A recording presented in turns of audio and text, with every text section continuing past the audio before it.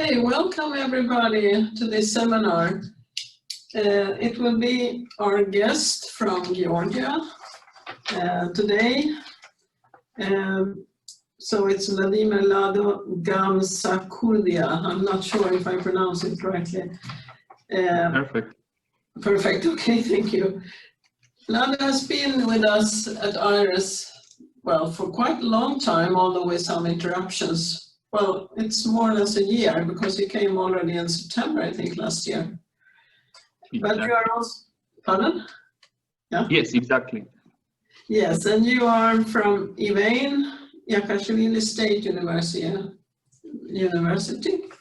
And the topic of today's talk is synthesis through tensions about Georgian identity constructions between East and West. Well, I want to also tell you that Lado has a doctoral degree in psychological anthropology from Ivan Yakashvili State University from 2016. But you have been able to write some books, I know. Recently it was published one book. So this is very interesting. And you have also been a visiting research fellow at the universities of Chicago, Luxembourg, Aalborg, Basque County, Freiburg, and Jacobs University. So, okay, so I will give you the word now, Lado. I thought you would be here because we are here in IRES, but we couldn't find you here, so I'll just give the word. I will be online, yeah. Hello to everybody. I'm just trying now to share the screen.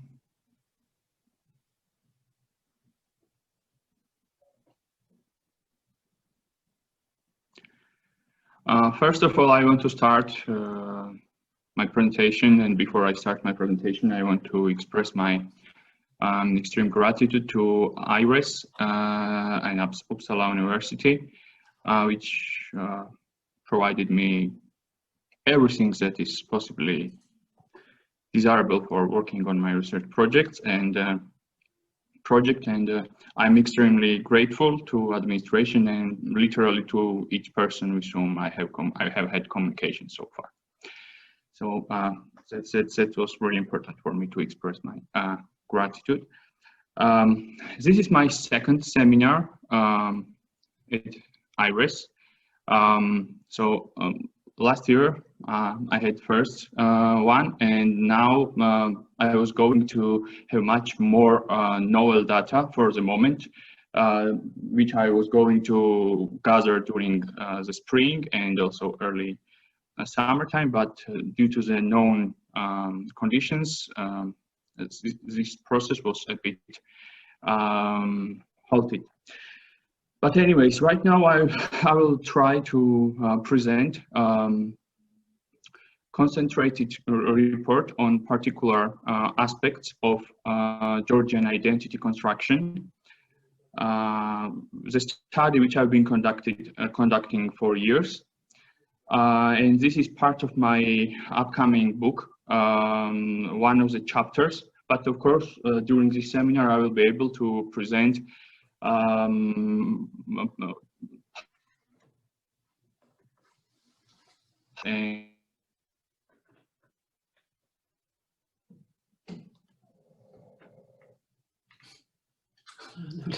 Sorry. Okay. Sorry, I hope you are listening to me now. There was some kind of crash for 2 seconds. Can you hear me? Yes, we can hear you now again. But please show your PowerPoint. It disappeared for some reason.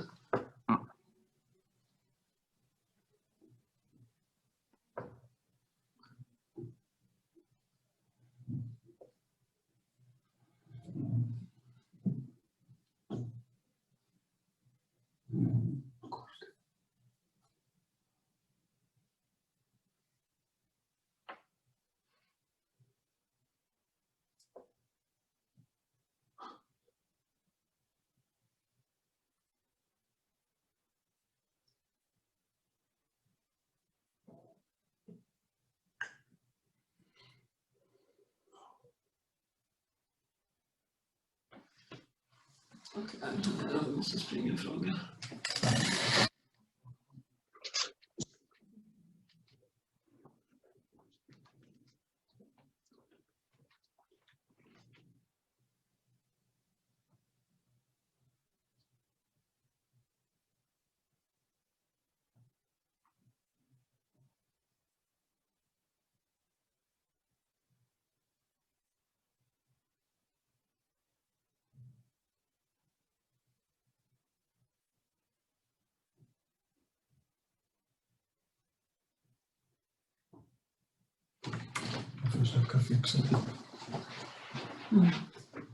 I'm sorry, I don't know, there's some kind of... Yes, I'm sorry. Matthias is trying to fix it. I don't know what happened. No, okay, you can. Now you have the picture again. Now you can continue. Okay, I'll continue right this way, because when I was switching on full screen, it was kind of switching off. I'm going to present some part of my studies which I've been conducting, and results of studies which I've been conducting during several years. And there is part of my upcoming book, more literally some significant part of my 7th chapter. So main in Georgia, I will start right now my presentation. I think it's already, because due to some connection errors, I will just jump to my presentation from my introduction. So Georgia, I don't know, I know that attendants might have different level of knowledge about Georgia. Some might be very well aware of the country, some might not have much information, so I will just make some brief introductions on the way throughout my presentation. So geographically, Georgia is placed literally at the edge of Europe and also Asia. So from my childhood, I was hearing these discussions if Georgia is Europe or Asia, Caucasia, and this is the discussion of almost everyday life, and this definition of Georgianness is very actual and significant topic for people who live there. So from my childhood, I was very interested in this topic, and so when I when I came to my profession, this is one of the most interesting topics which I've always wanted to explore. So I will concentrate and I will try to present results of my exploration with you. I will share them with you. The main focus will be placed on primary markers of ethnocultural identity and representation of Georgianness, and certain factors that accompany the dynamic construction of its social representations in contemporary times, nowadays, today. And also I will try to trace some lines of reconciliation.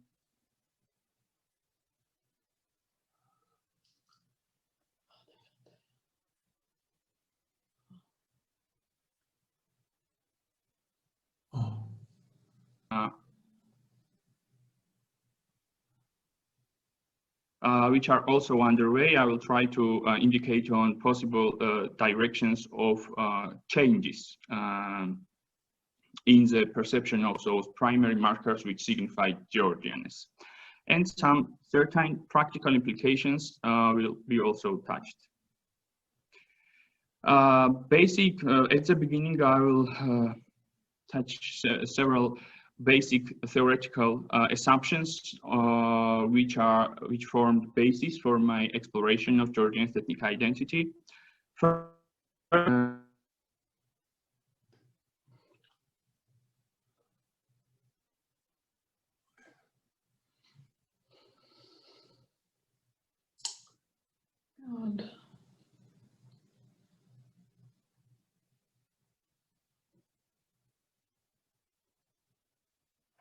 Alltså det här funkar inte.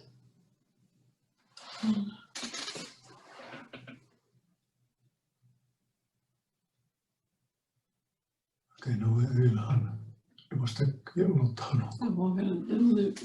Ja, men det är inte.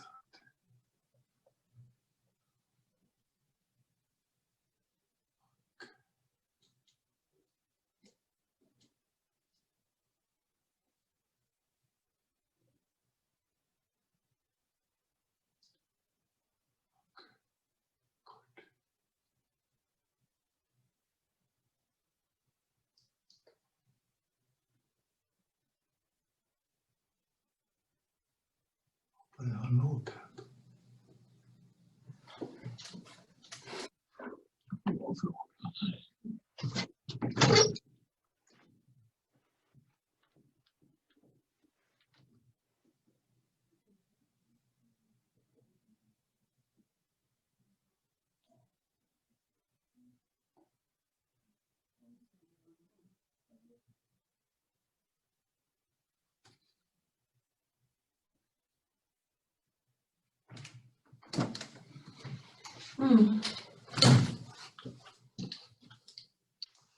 Oh, it seems like his it's on the side of Lado's computer or something. It doesn't work, so I don't. We are waiting a little bit. Mattia is trying to see if he can do something, but I thought Lado would be here, but he's not here, and he's doing it from his home, I think. We'll wait a little bit, otherwise yeah, I'm back. I was just muted, and I don't know. I'm sorry, but I was just muted, and I couldn't mute myself. I couldn't unmute myself again. I'm sorry. I hope that this will be the last time. I hope you are hearing me now. So I will go very quickly. I will just speak without presentation, because I don't know what's happening with the presentations there. So the basic assumptions are that the need to belong, the sense of belonging, is one of the most fundamental motivation for each human. Identity.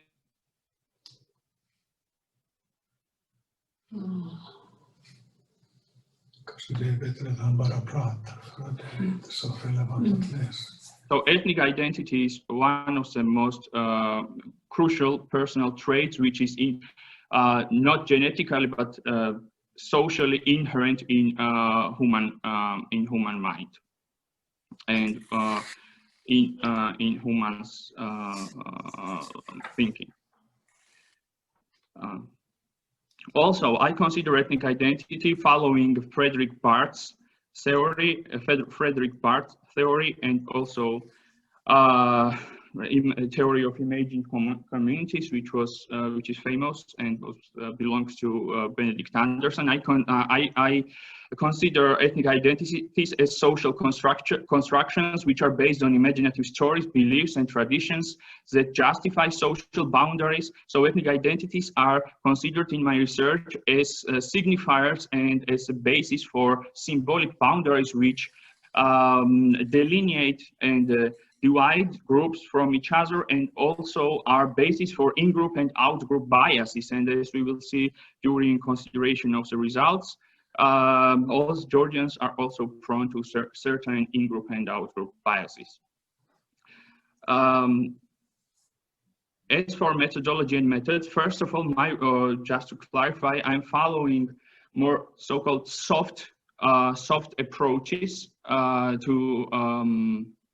soft methodological approaches.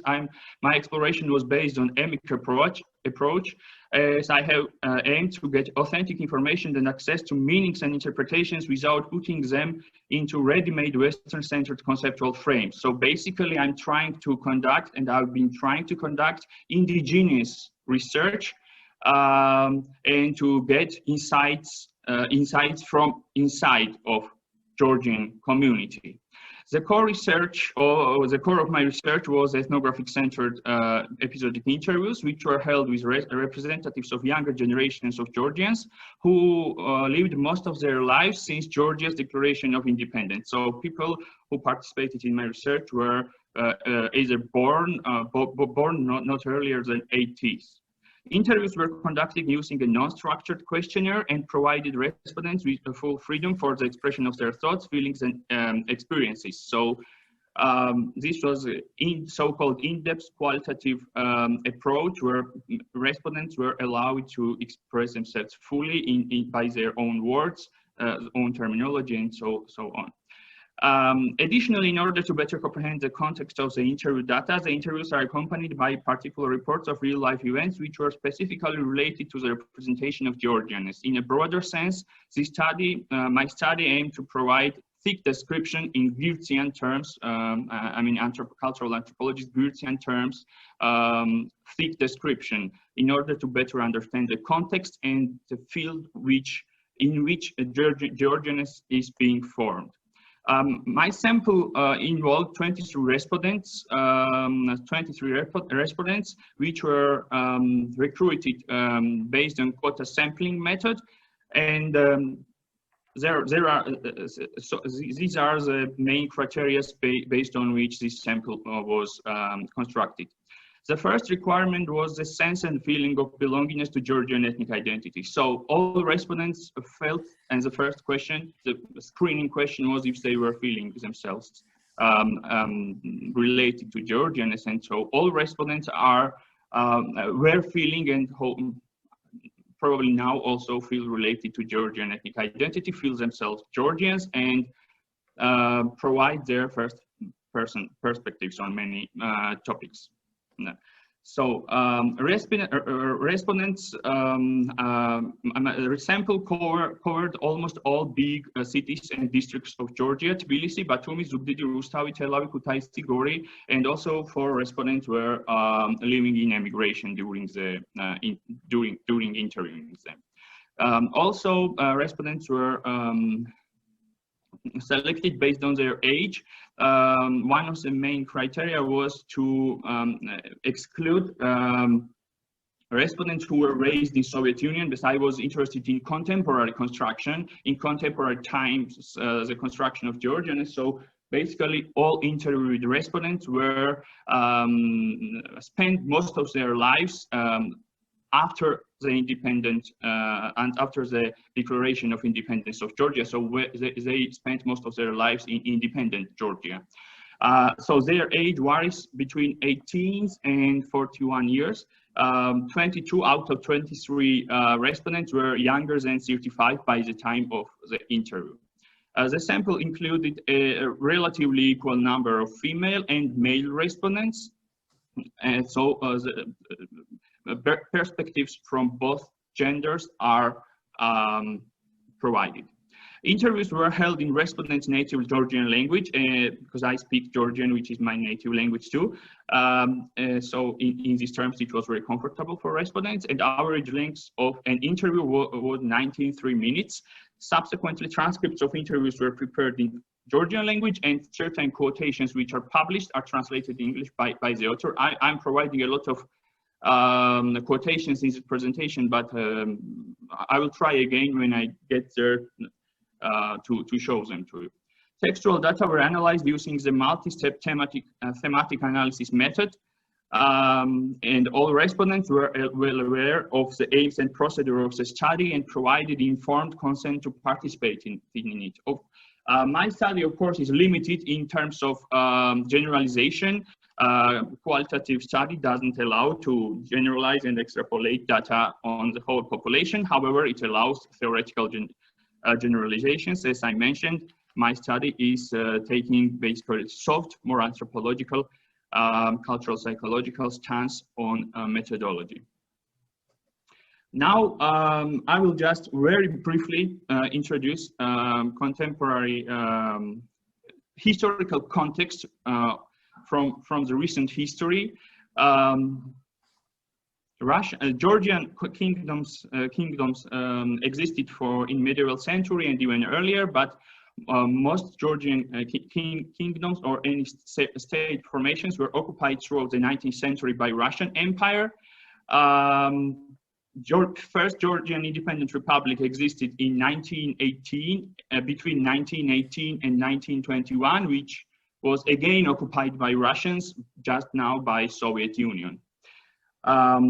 the independence of current republic was declared in 1990 by the Georgian parliament, which was called Supreme Board. However, the worldwide recognition the country got only after the official breakup of the Soviet Union in 1991.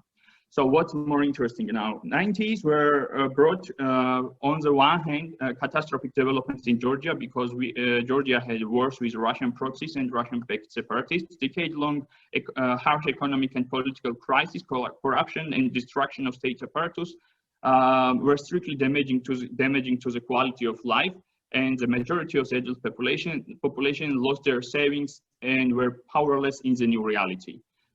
This was a time when the socialistic system was rapidly transformed into the wilder forms of capitalism, and where the central authority was almost absent, borders were opened, and the totalitarian system was replaced by the overwhelming chaos. So 90s almost destroyed the existing order, which had been existing before, and so there was a created symbolically saying some kind of blank area, a blank field for construction of and reconstruction of previously existing identities. Also in 90s, due to the open establishment of the of democratic system, the first private TV stations and the broadcasting of Western mass media were established in Georgia, and so this facilitated to the opening doors to an intense inflow of new information, visions, ideologies from all over the world, but predominantly from the West. So this openness is a significant factor which leads to the reconstruction of Georgianness from time throughout the subsequent development, and I will return to this again a bit later.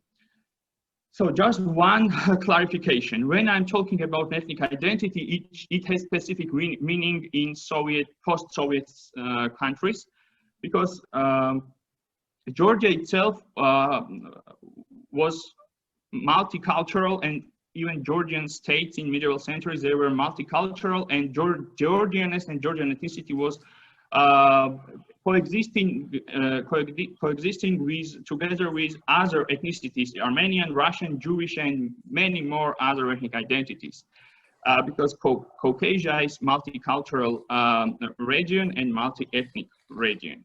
But in Soviet Union, it was officially promoted to highlight ethnic belonging, and in official documents like a birth certificate and passport, there was including information about not only the citizenship of people, but also persons' ethnic membership. So ethnicity in this sense is different from national identity. And when I'm having talks with Western people, some of them, if they are not aware of this detail, it's somehow they operate and they understand those terms in a different way. In Georgia, among Georgians, ethnicity, citizenship, and citizenship are different things. So even now, even after the abolition of ethnic identity from the identification documents in independent Georgia in 1999, due to the long historical tradition of this ethnization of social identities, Georgianness is still predominantly thought of as ethnic category. And this is one of the significant preconditions and characteristics to take into consideration when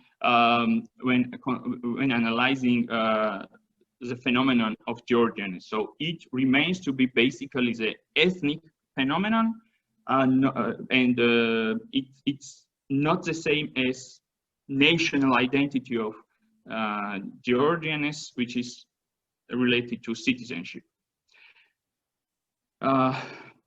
So now I will move to the description of main markers of Georgians' ethnic identity, and will describe and explore how it is represented in contemporary time. I will distinguish traditional representation of Georgianness, or to say otherwise, representation of traditional Georgianness, what is regarded as true Georgianness, traditional one. And one more clarification, I'm talking about social constructions. I'm talking about how people conceive, how people imagine what is Georgianness, how do they answer their self-identification, who am I, what does it mean to be Georgian, who are Georgians, how can we describe Georgianness. So the narratives which I'm going to touch now are constructions of imaginary minds which are communicated through social connections. I'm not talking about facts or historical truth or something like that, just because during the previous times, as I know, when I'm talking with a very interdisciplinary audience, historians and sociologists might understand differently the same data presented from the different perspectives. So I prefer to clarify, and if you have any kind of questions regarding formulations, just ask me whenever it will be convenient for you. So the first basis for the construction of Georgianness is the sense of specialness. Respondents, most of the respondents, except one, believe that Georgianness has existed for thousands of years in one form or another. A subjective belief in the specialness of the country is supported also by government-supported campaigns which promote Georgia as a cradle of winemaking, and also by such facts as the widely advertised, at least in Georgia, archaeological discovery of the oldest skull of Homo erectus in Eurasia, which was made in the regional Georgian town Manisi in the early 20s. Georgianness is related to some specific historical events, particular examples of heroic bravery and smartness. So true Georgians are thought to be heroic and spiritual, and specifically unusually smart than any other groups. This sense of specialness legitimizes the independence and the existence of Georgianness. I am far from thinking that this is some kind of unique representation of own ethnic identities. There are many nations who think that they are special and unique. So this is kind of this trait will be regarded as one of the widespread universals among ethnic identification. I will just read one quotation, as I can't show them, from one respondent, male, 27 years old. He told that we have one of the oldest and unique alphabets. There is something special in Georgians, great things. Manisi findings show it that Georgia has a very long history. Yes, and there are many quotations emphasizing the specialness of Georgianness.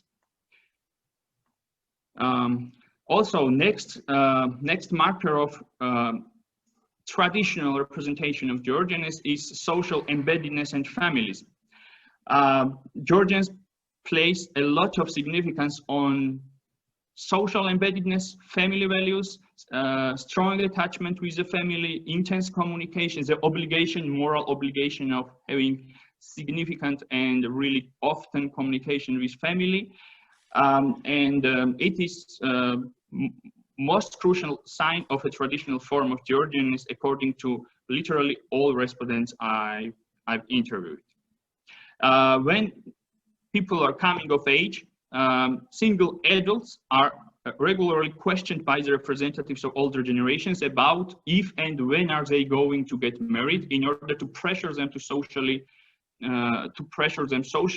towards the creation of families, their own families. So having family and being part of the family and to declare and express own allegiance and the importance of families is regarded as a core sign of traditional true Georgians. People who are not married or who are separated or do not have family or reject family values are at least regarded as odd, and their alienation starts from the wider community groups in which they circulate.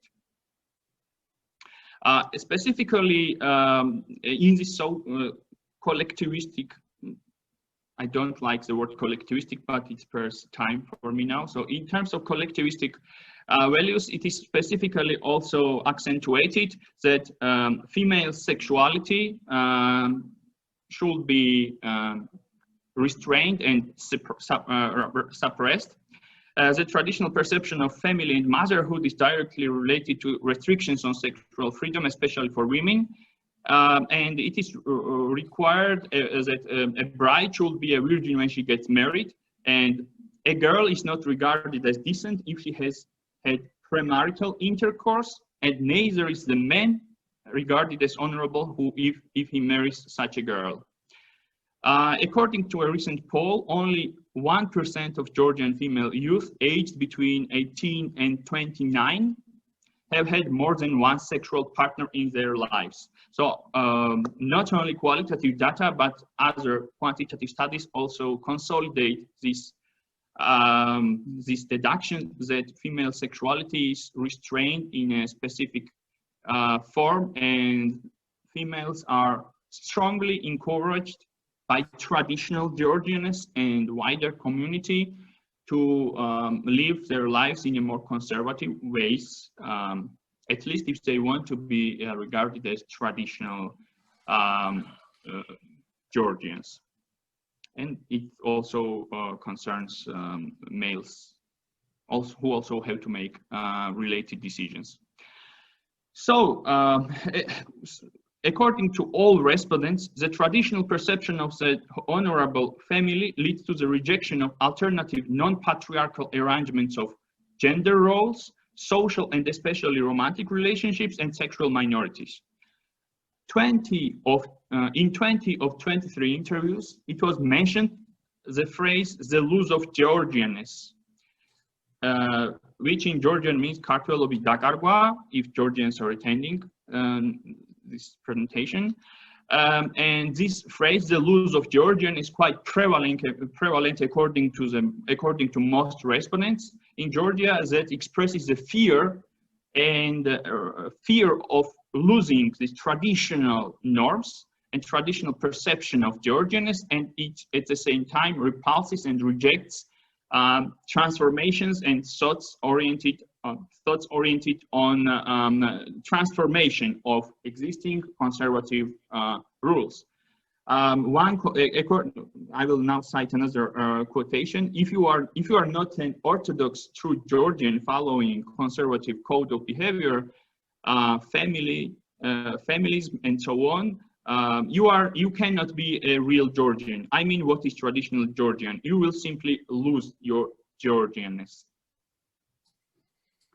Moving forward, also during these interviews, I've identified that based on respondents' opinions, that the sense of honor is also related to those values which to those markers which I've mentioned so far: social embeddedness, feminism, and suppression of sexual behavior, especially with women. This entirety of these markers creates a sense of honor, which is important for being traditional Georgian, according to respondents. But additionally, it is important in order to become honorable to proactively reciprocate with the environment.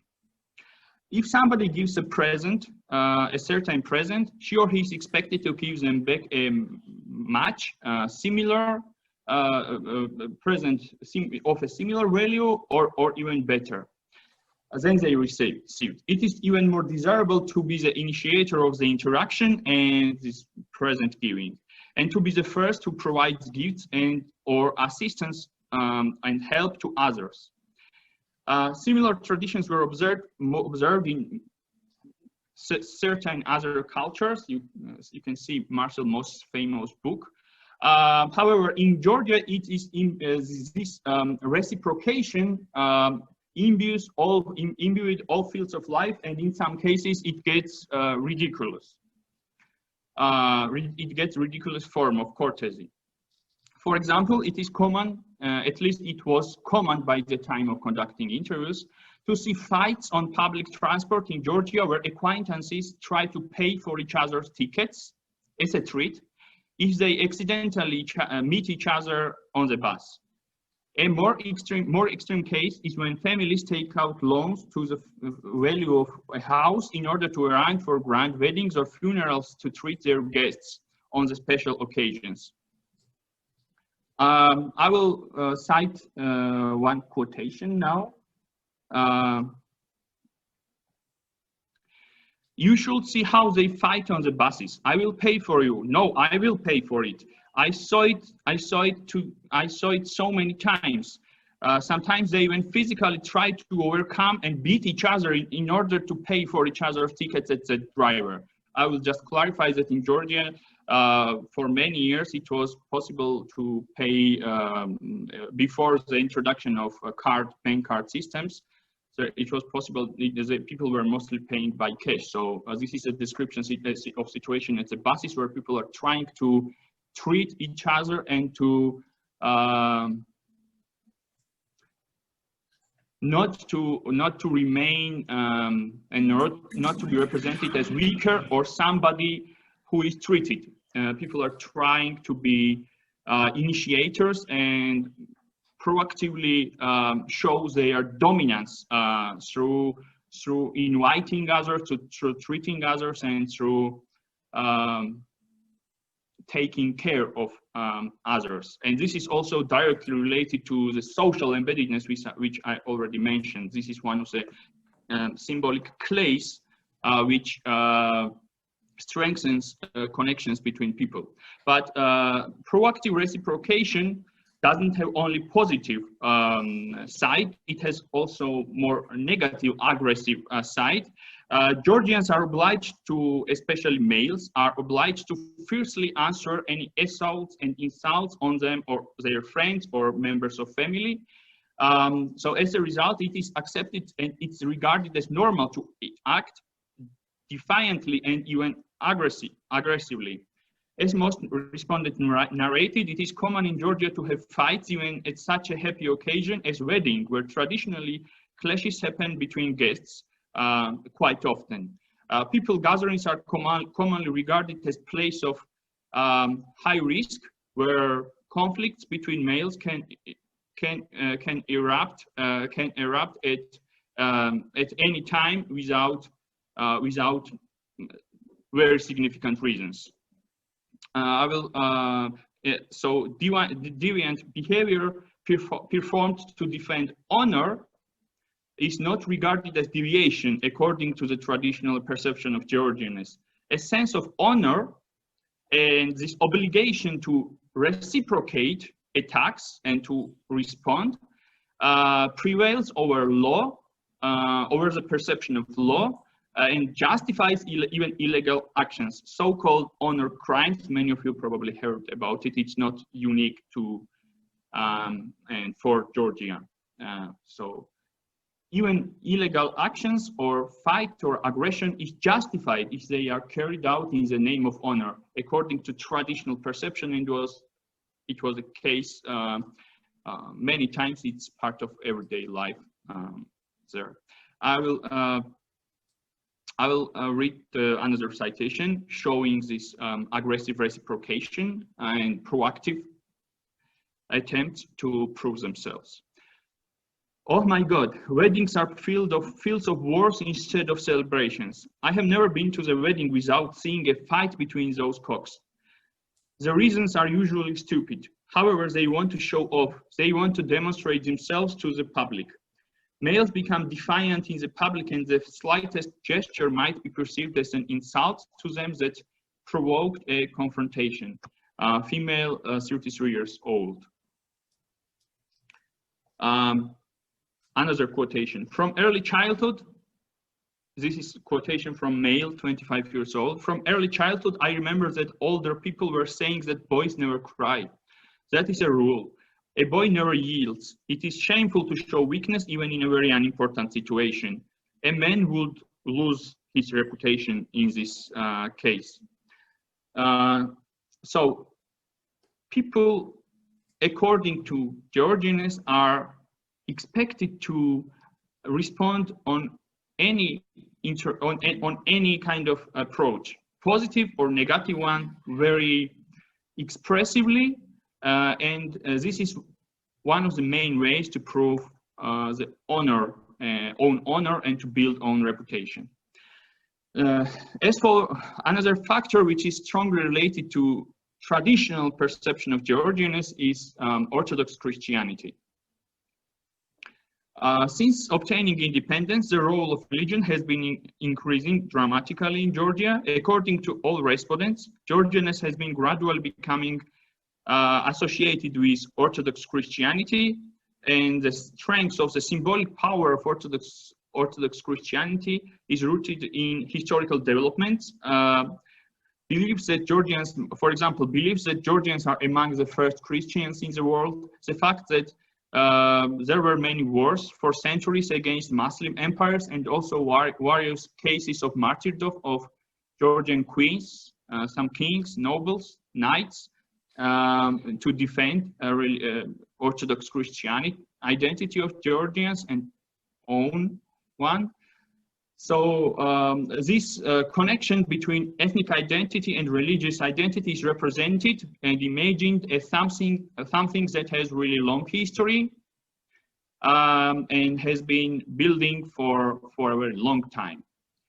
And at the present, it is represented as almost equal. I mean, being Georgian is almost equalized to the belongingness to the Orthodox Christianity. I'll cite another quotations here. So, if you do not want to be called... Excuse me, but would you please try to wrap up in about 2 minutes, because we are lacking time now, so we have time for questions. Yes, I will try. Mm-hmm. Just one quotation. If you do not, this is quotation, it's not my word. If you do not want to be called Udishos, that is someone who has lost Georgian blood, and as someone without roots, you should be Orthodox Georgian. Muslims are called, in some cases, Tatars, and are even alienated in certain situations. Female, 23 years old. Okay, so I have to wrap up. And I will jump.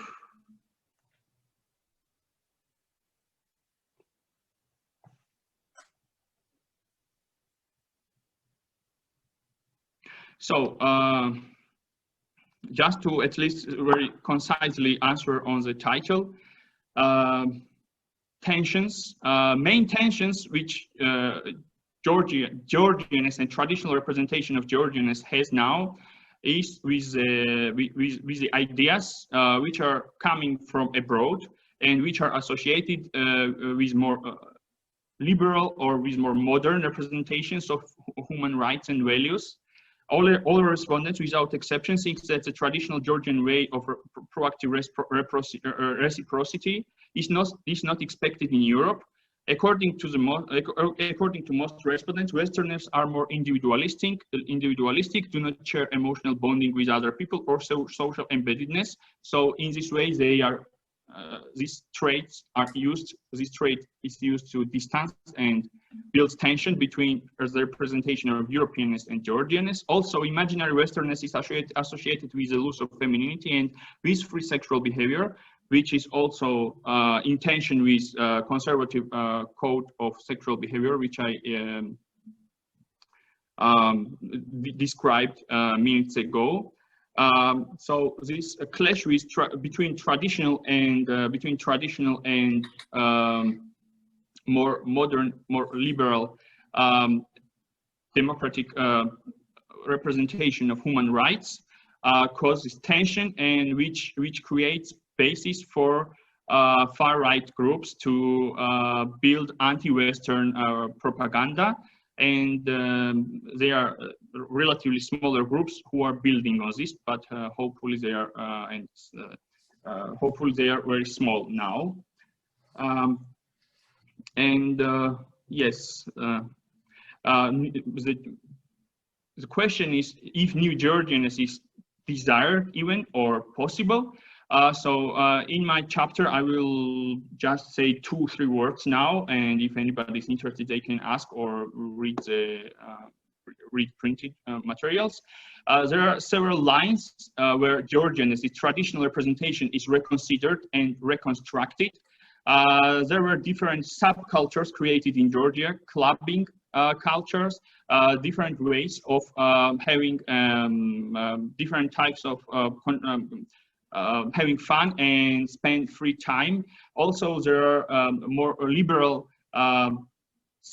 cultures created around certain universities, and there were even open rallies which had clashes with manipulated far-right groups that expressed and openly, so this clash between older and traditional views and between new attempts of Europeanized and more liberalized traditional representations, markers of traditional representation are visible, but they are still very fragmented. So I will just, as I do not have much time to talk about it, I will just finish it here, and we'll just summarize that transformative developments are fragmented.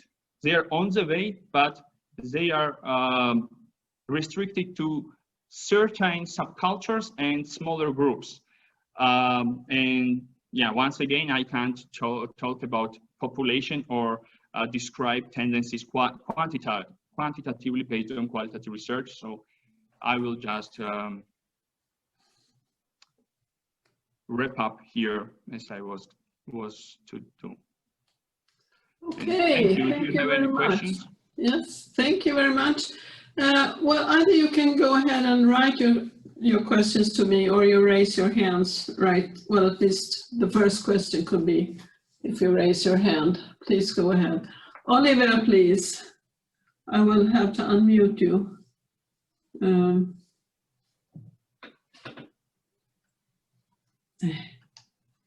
Vet inte vad som händer.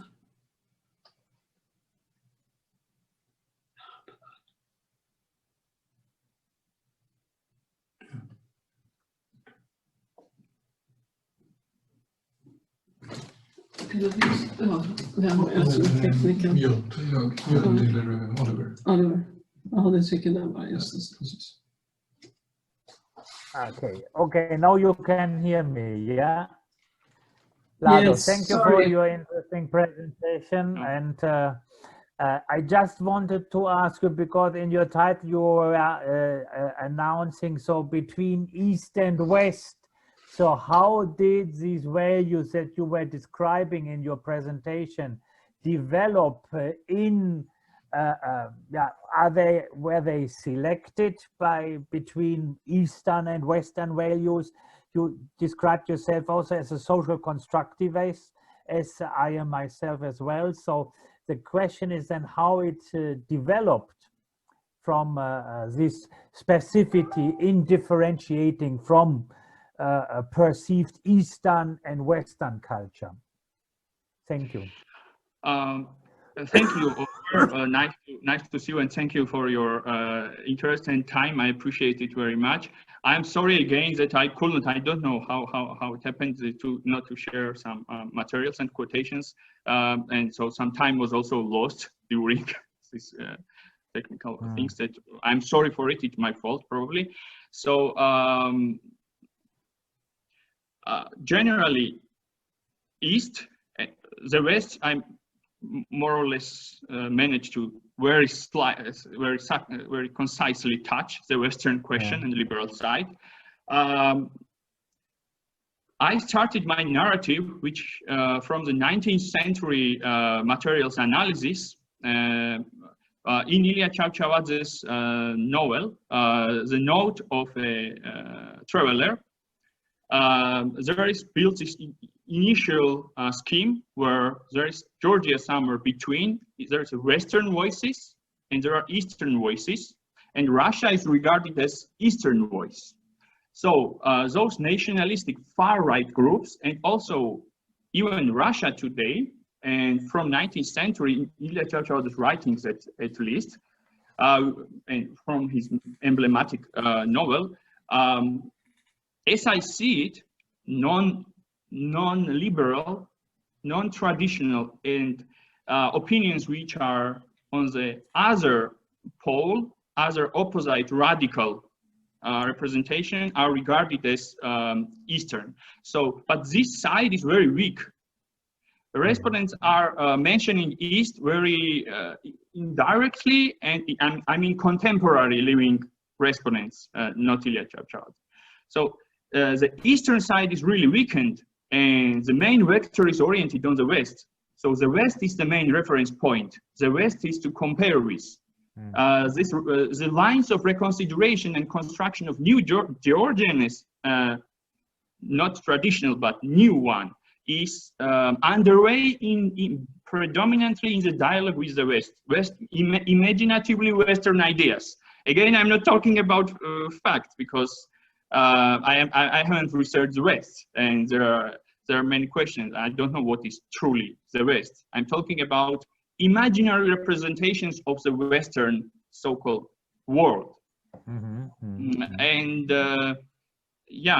so the Eastern side is quite weak, but symbolizes everything that is not Western, and in a radical way, while Georgianness, even traditional Georgianness, is regarded as something in between.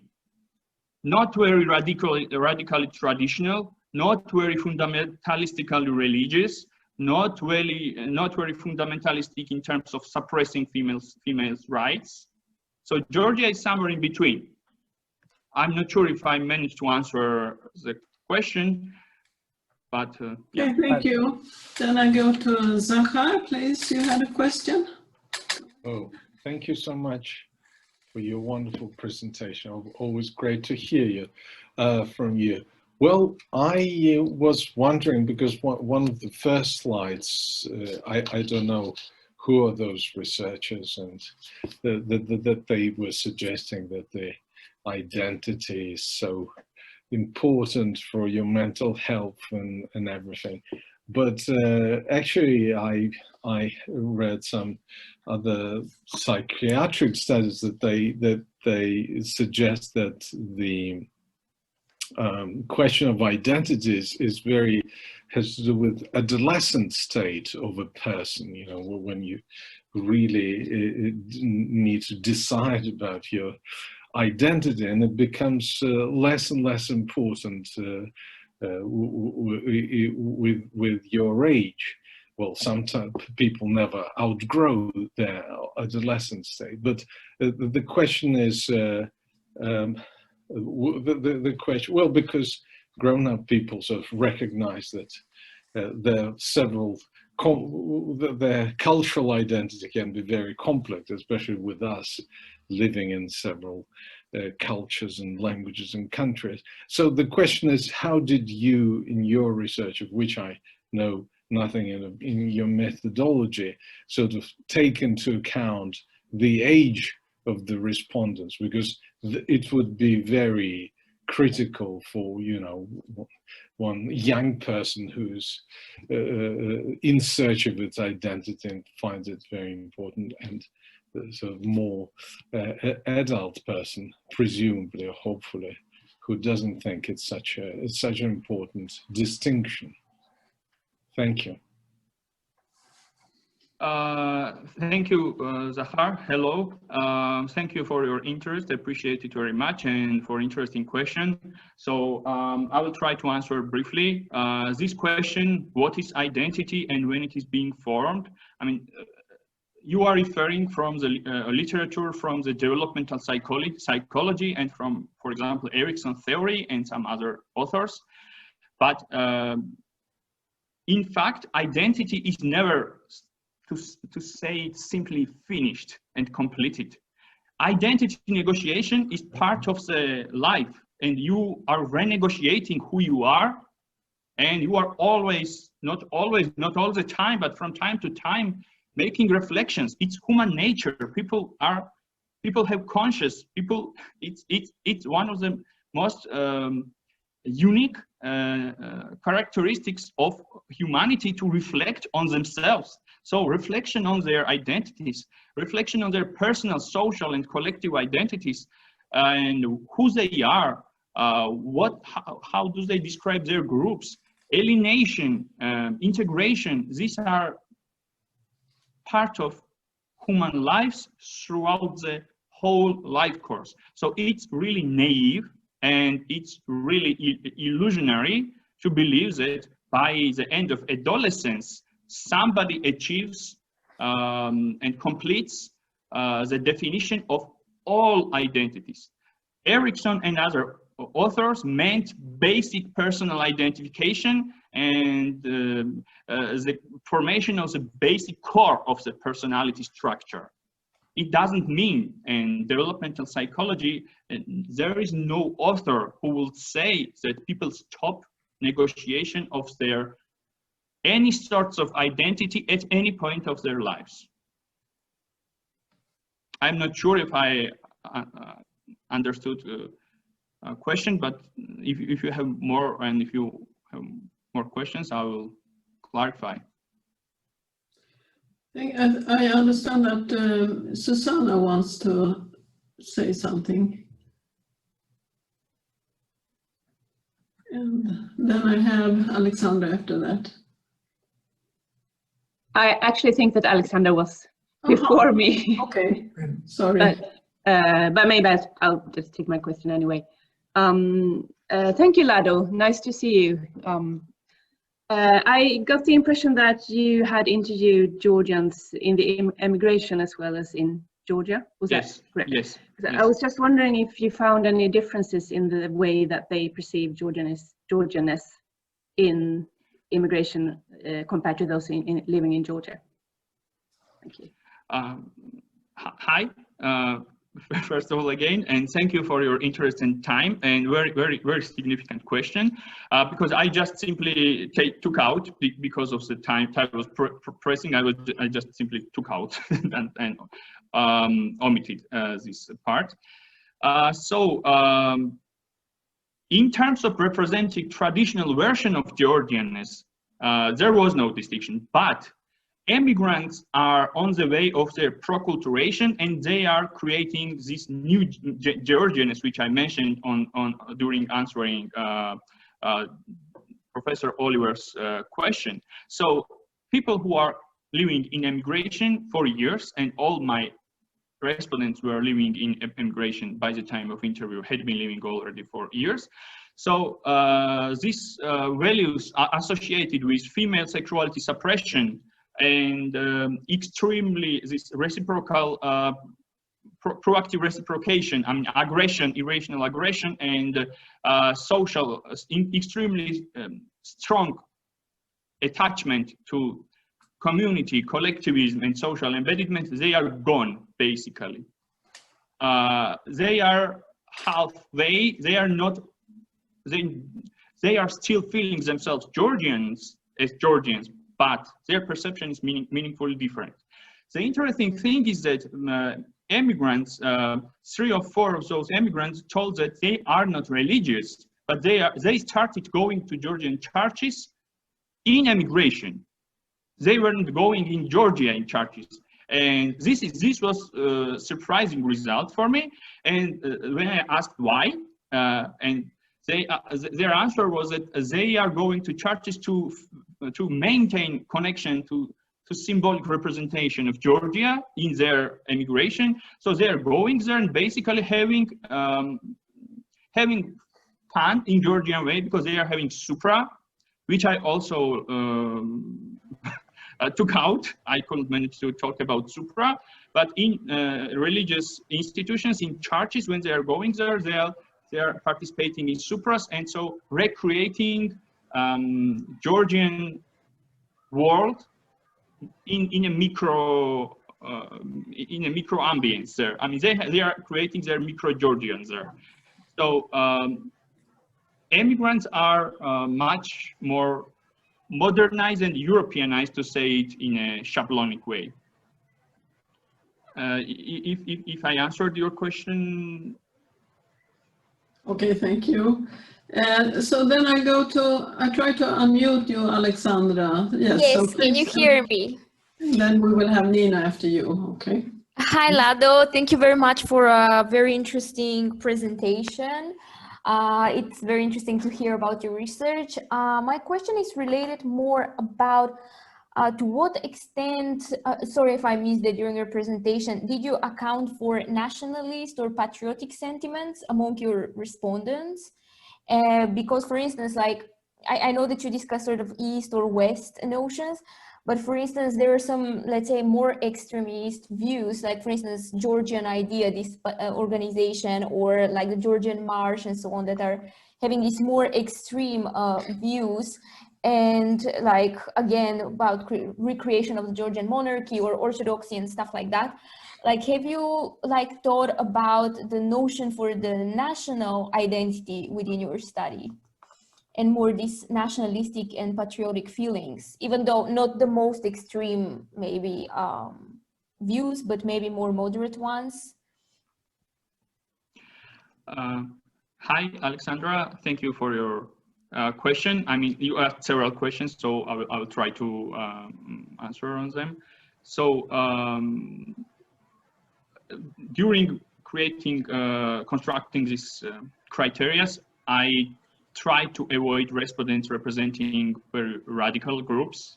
So it was deliberate intention to get view from not very radical people, to say correctly, because I don't want to use the word typical. No, they are not typical, but I mean, not so radical opinions are not represented here. As for patriotic feelings, and firstly, national identity, no, I'm not. National identity as a political category was not explored. I'm interested in more phenomenological experiences. I am taking anthropological perspective more, and I'm interested in theoretical mechanism of workings of identification. So here I'm trying to present data which could be more or less interesting for people interested in area studies, to say frankly. So my focus was not related to national identity at all. That's why I made this distinction between ethnicity and national identity. So all respondents spontaneously identified themselves as Georgians. I didn't ask any of them, are you Georgian? No. I was asking question, how do you define yourself? Who are you? I was asking several general self-identifying questions, and only those people were interviewed who spontaneously identified themselves as Georgians. And also when I was narrating about this trait, the sense of specialness of Georgianness, I was quite surprised that even people who are really, because some of my respondents were really educated and really conducting a lot of research, they were talking about it with emotions, really proud about it. So yes, certain, I won't say any number concretely because I do not have it here with me, but a significant number of respondents were really proud and were talking about it really proudly. And if you could see the quotations, you can visibly feel their pride, but it's not. It's still in a mild way. They are still respecting all other nations. They are not far right activists. If I understood your question, and did I answer your question? Thank you very much, Lado. I think we will go on to Nina, and then you will, I hope. Hello, can you hear me? Yes? Yes. Hi. Hello, Kamarjova. Nice to hear from you. And I have two questions today. The first is regarding this feeling of exceptionality, and you have talked about that some Georgians think that the Georgian cousin or Georgian alphabet, it's like exceptional for them. I'm interested if you have researched or studied where does this phenomenon come from? I mean, how this exceptionality is in new generations also, because the people from my generation, I'm not that old, they also believe that, for example, Georgian dances, they are super unique and no one in the world have the same way.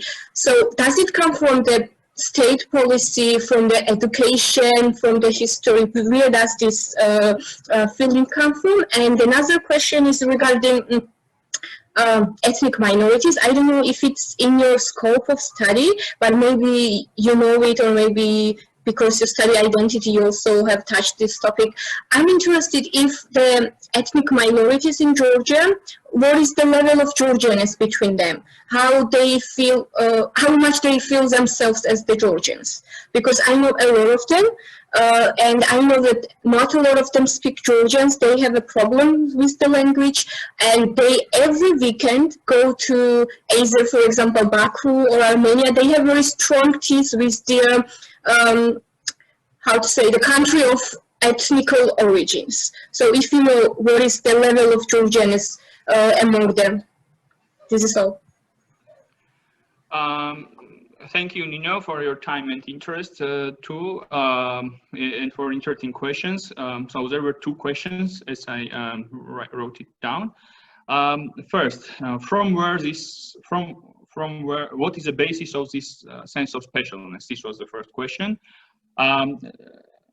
There is a social psychological theory of Henry Teifel, who conducted a lot of experiments on it. So there is no need for me to invent or to discover anything. So based on his experiments, there is as soon as group is formed, any kind of social group. I don't mean only ethnicities, nations, any kind of group. As soon as it is being formed, right away there appears in-group bias and out-group bias. So as soon as groupness appears, members of this union are trying to justify, legitimize their own groupness and to defend their social boundaries. And so this in-group bias appears right away. It's kind of inherent trait of any sort of groupness. And specialness and the sense of specialness is just one expression and example of it. So it is hardly possible to find any group. This is not uniquely Georgian or uniquely belonging to any kind of nation. In-group bias appears as soon as group appears. And this is, this sense of specialness of own history and own origins and own ancestry could be found in most countries all over the world if we are talking about ethnicity or even national identity.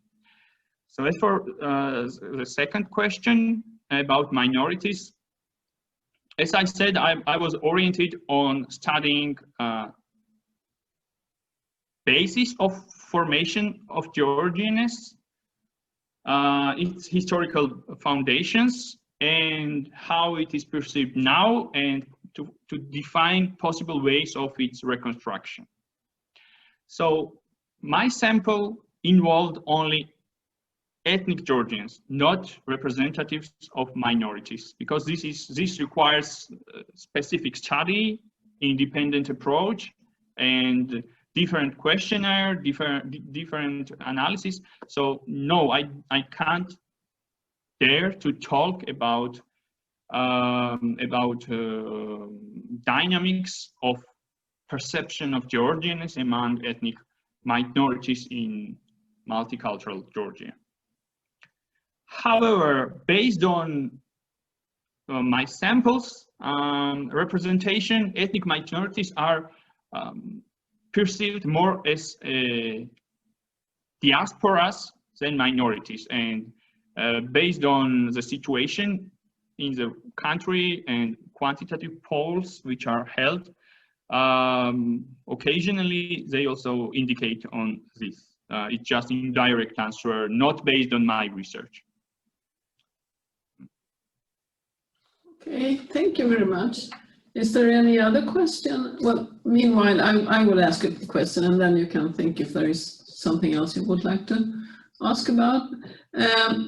Thank you, Ladi. It was interesting to hear your talk about women and the suppression and so on.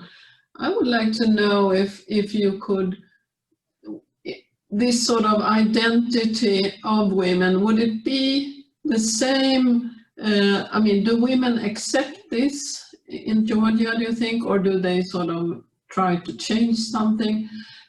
We have seen a conservative turn in Russia, for example, with regard to women's role in society since, well, maybe 2012 in particular. Would you consider that you have had such a conservative turn in Georgia, or has it been more or less the same thing after the Soviet Union was falling apart?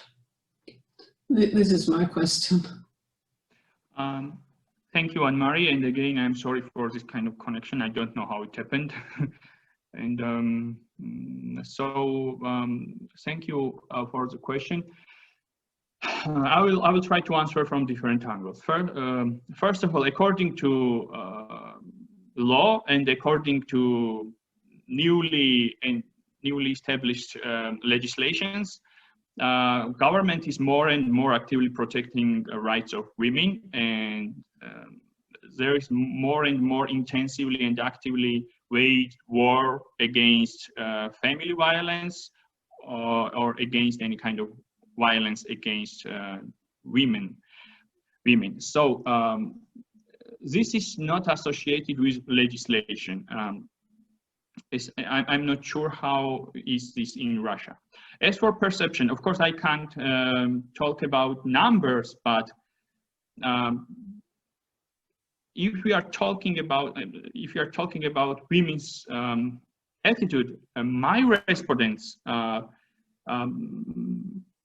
more than half of the respondents were females, and their majority were quite acceptive, and they also told on another question, they are also dreaming to become mother, to have family, to get married. So basically, when you are talking with them about their life goals, about their daily practices, about their desires, what do they think important, their answers indicate that they are quite comfortable in this conservative environment.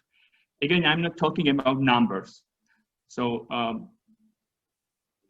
as long as it is internalized throughout the inculturation, throughout the early childhood, by some females, it is perceived as norm, as a cultural norm, and so they do not even have protest against it. But there are transformative movements. There are more emancipated groups, especially in bigger cities like Tbilisi. There are rallies from time to time. There are non-governmental organizations, and there are more specific subcultures around certain groups and around certain stakeholders. where females are much more actively demanding more rights and fighting more for more rights. And so the overall reality, I would say, is heterogeneous. It's not simple. So I think that there are no simple answers. What females think about it? There are divided opinions based on their background, based on their perception of Georgianness and morality and their personal self-perception. Did I answer somehow your question? Yes, thank you very much. That was interesting to hear your views on this. Okay, so is there any more question now to Lado before we end this seminar? No? Okay, maybe okay, there is one. Alexandra again. Please go ahead. I will.